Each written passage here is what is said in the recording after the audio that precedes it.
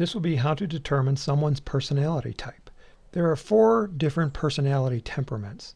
This goes way back to Hippocrates in the year 370 BC. He came up with 4 personality types, and he called them sanguinic, choleric, melancholic, and phlegmatic. Others have come along, such as David Kersey, and he calls those 4 personality types guardians, rationals, idealists, and artisans. The DISC method uses the D for driver, I for influencer, S for steady, and C for compliant. There's others, including those that use animals, and birds, and colors, but they all have one thing in common. They all describe the same 4 temperaments. The Myers-Briggs system uses letter combinations, and these letter combinations, SP, SJ, NT, and NF, describe the 4 personality temperaments. I have a system myself, and I use the Army as a guideline where people make up different roles within the Army. We have warriors that fight the battles. We have the logistics people that supply the resources needed. We have the strategists, which come up with different ways to make the Army more efficient. And then we have the caregivers. I call them morale officers because they have this tendency to want to encourage others to engage into the battle of life. The thing is that the percentage of people in the population is not actually 4 equal parts. There are more SPs and SJs than there are NTs and NFs. And this makes sense because you actually do need more people within the warrior ranks and within the logistics ranks than you do need people that are caregivers or strategists. And so this is your first clue in typing people. If there is a random group of people standing in front of you, say 4 people, 3 of those 4 are going to come from the warriors or the logistics group. Our next clue in typing people is to use those stereotypical impressions that people give off. And now these will be my biases, and you'll have your own impressions of people. And you need to rely on those impressions because they point back to their temperament. For example, I look at people that are businessmen, Bible thumpers, bean counters, couch potatoes, grouchy old men, and homophobes as people within the SJ category. When I see somebody that looks like a geek or a scientist or a professor or somebody that's an efficiency expert, these people are strategists.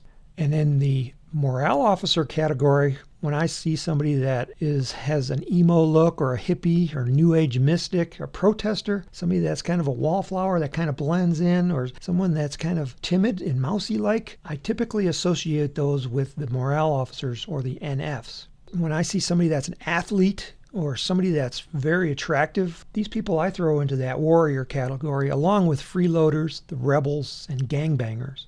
It's important to associate the persona that people give off with the temperament that they're in. So I'm going to show you an image, and I want you to tell me what persona, what stereotype do you associate with this person? If you said warrior, I would probably agree with you. And that would put this person into the SP category.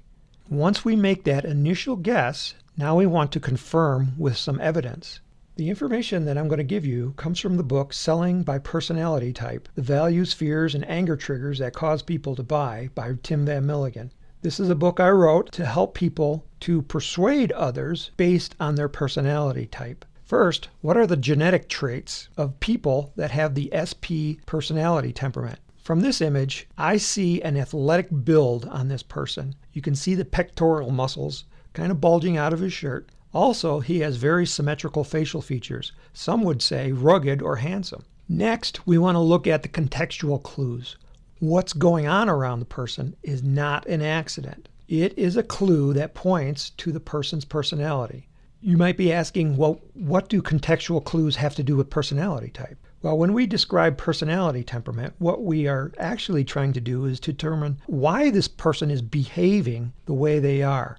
So personality is a way of describing behavior. But behavior is based on decisions. The decisions that you make determine your personality. And how do you make decisions? Well, you base your decisions on your own personal values. Some would call them your guiding principles that you live your life by. Therefore, personality temperament is directly related to a person's values. It can be said that people with similar personality temperament have similar values. Therefore, if you can determine what they value, it can be used to classify someone's personality temperament. So when we look at the image, we want to say, what values does this person have? If it's not apparent, then go to the next question. What decisions has this person made?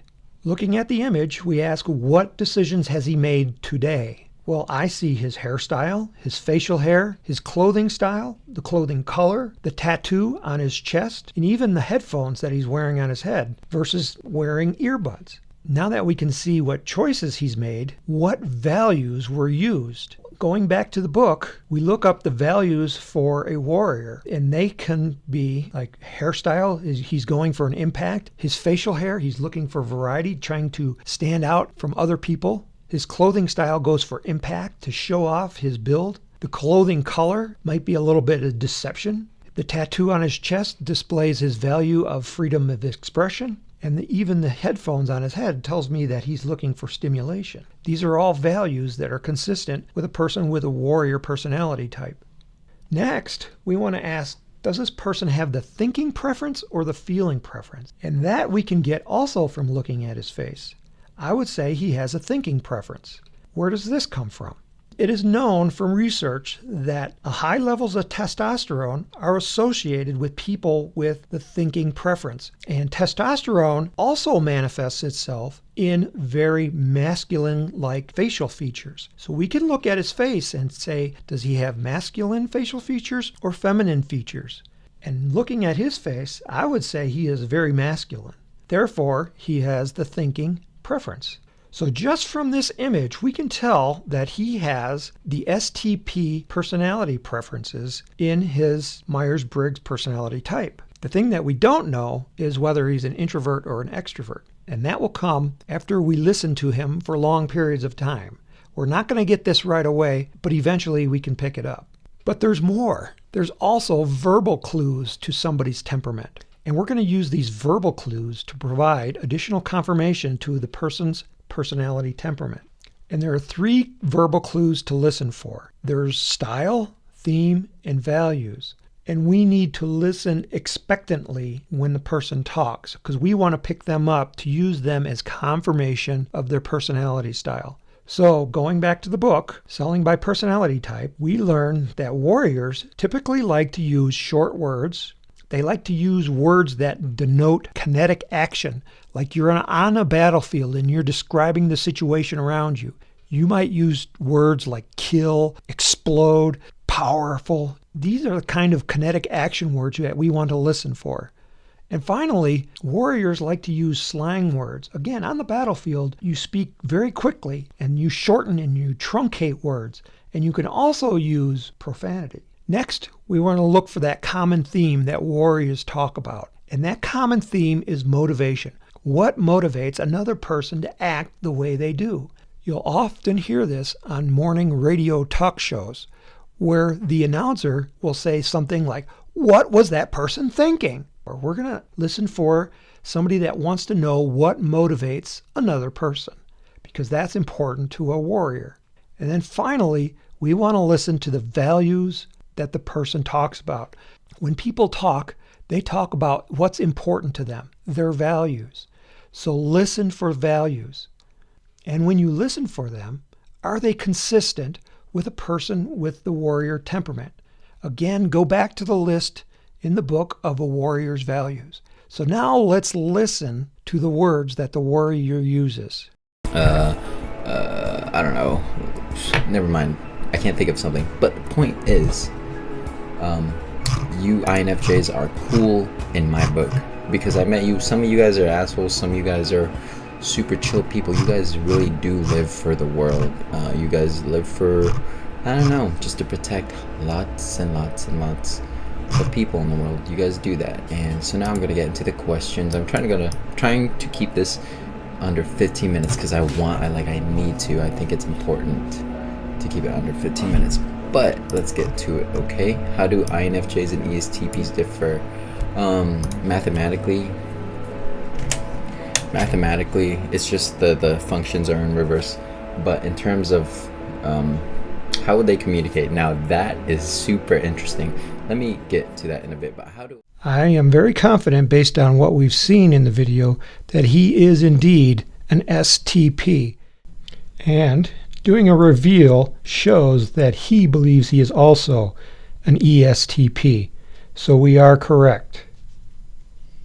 So let's do a review. When typing a person, we want to remember that we're looking at a person that's within the human army, and we're going to categorize them by what role they play in the human army. Are they a warrior, a logistic, a morale officer, or a strategist? And remember the percentages. There are more warriors and logistics than there are people in the morale officer category or the strategist category. Next, remember the context that they're in. People make decisions based on their value. Temperament is based on genetics, so there are clues available. And use these clues and eliminate mismatches. If you can definitely say that this person is not a morale officer, it greatly increases your odds of getting them typed correctly. So remember to use your stereotype categories. And then finally, listen to how they talk. Listen for the style, their themes that they use, and most importantly, listen for their value. So that is my system on typing people. If you would like to be typed, send me a message through YouTube and we can set up an appointment to see what clues you are giving off that allow other people to type you.